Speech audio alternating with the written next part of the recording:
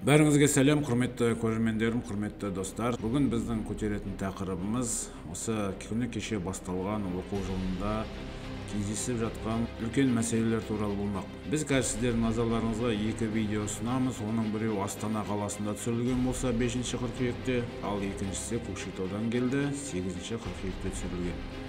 Жалпы бұл видеолардағы ең басты мәселе мектептің тапшылығы немесе оның тарлығы.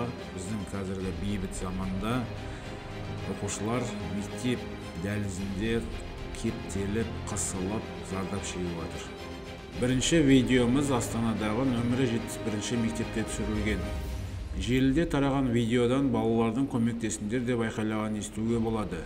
Ата-аналар қала халқының саны артқанымен мектептердің жетіспей жатқанын айтады. Сөздерінше, мұнда әр сыныпта 45 баладан оқиды екен.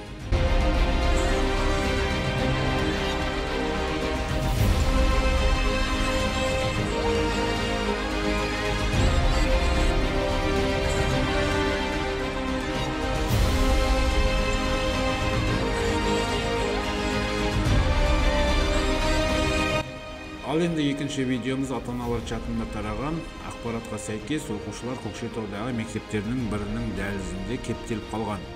Оқу-ағарту министрлігінің мәліметінше, оқиға Көкшетаудағы нөмірі 1 мектепте болған. Оқу ордасында 2 ауысымда 2866 бала оқиды.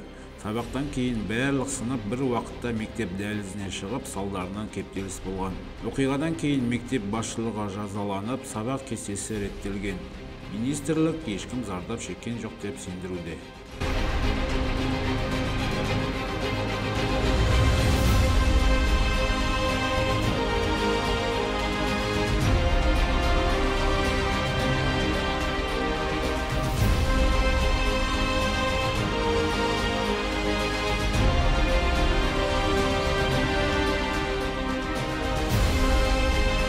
Сонымен, құрметті көрермендерім, қазір біздер көрген екі видеода да тақырып бір Қазақстандағы мектептің жағдайлары.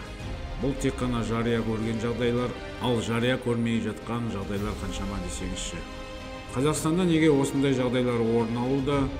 Оның басты себебі неде? Министрліктерден біз әзірше тұжырымды жауап алған жоқпыз. Ал құрметті көрермендерім, өздеріңіз осы туралы не ойлайсыздар? Видеомыздың астында комментке жазып кетіңіздер. Және арнамызға жазылыңыздар, лайк басыңыздар. Ал біз сіздерге осындай жаңалықтарды көптеп беріп отырамыз. Көріскенше қош сау болыңыздар, құрметті достар.